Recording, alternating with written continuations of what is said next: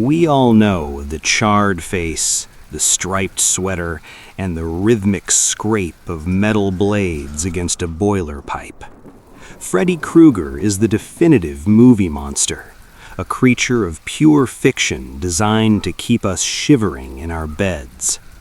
But what if I told you that the most terrifying part of A Nightmare on Elm Street isn't the movie at all? What if I told you that Wes Craven didn't invent the idea of a dream that kills? He read about it in the morning paper. In the late 1970s and early 80s, a chilling phenomenon began sweeping through the refugee communities of Los Angeles. Young, healthy men, mostly from Cambodia and Laos, were fleeing the unimaginable horrors of the Khmer Rouge. They had survived war, famine, and genocide. They had finally reached the safety of America. But then, a new enemy found them, one they couldn't run from. Medical journals eventually called it Asian death syndrome, but in the community it was spoken of in hushed, terrified whispers. Men in their 20s and 30s with no history of heart disease were simply going to sleep and never waking up. There were no signs of a struggle, no poison, no trauma, just a sudden, final silence in the middle of the night. But one case stood out. It was the story that would eventually haunt Wes Craven's imagination and change horror cinema forever. It involved a young Cambodian refugee who had become paralyzed by a singular obsessive fear. He told his parents that he was being followed, not by a man on the street, but by something that only appeared when his eyes closed. He claimed that this entity was waiting for him in his dreams, and that if he ever let his guard down, if he ever truly fell asleep, the thing would finally catch him, and if it caught him in the dream, he would die in the waking world. His family thought it was post-traumatic stress. They thought the shadows of the killing fields were simply bleeding into his subconscious. They pleaded with him to sleep.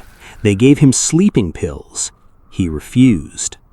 For 6 straight days, the boy stayed awake. He transformed his bedroom into a fortress of caffeine. He drank pot after pot of black coffee. He hid caffeine pills under his pillow.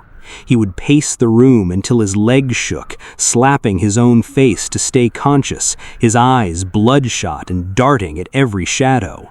He was a human being pushed to the very brink of biological possibility, fighting a war against his own biology. On the 7th day, the exhaustion finally won. His family found him slumped over, finally at peace. They were relieved. They carefully lifted him into his bed, tucked him in, and believed the nightmare was finally over. But the silence didn't last. In the dead of night, the house was pierced by a sound that the parents would later describe as unearthly. It wasn't just a cry for help, it was a primal, guttural scream of absolute terror. By the time they burst into his room, the boy was crashing into a violent convulsion. His eyes were rolled back in his head, his body heaving as if he were being crushed by an invisible weight. And then, just as suddenly as it began, he went cold. By the time the paramedics arrived, he was gone. The autopsy was a dead end. To the medical examiners, he was a perfectly healthy young man whose heart had simply decided to stop beating. There was no physiological reason for his death.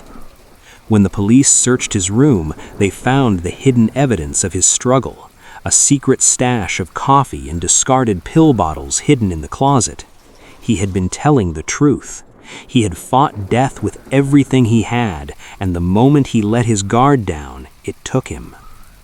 Wes Craven read this account in the Los Angeles Times and realized the terrifying implication.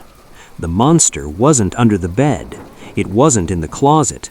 It was inside the one place where we are all completely vulnerable. Science eventually found a name for this: Brugada syndrome. It's a rare genetic abnormality that can cause the heart to short-circuit during the resting phase of sleep. It is physical. It is biological. But for that boy in 1981, it wasn't a syndrome. It was a predator. He spent the last week of his life terrified of a shadow, only to have that shadow prove him right in the end. So tonight, when you're drifting off and you feel that sudden jerk of your muscles, that hypnic jerk that feels like you're falling, just remember the boy who fought to stay awake. Because sometimes the things we're afraid of aren't just in our heads. Sometimes the nightmare is real. Sweet dreams, if you can.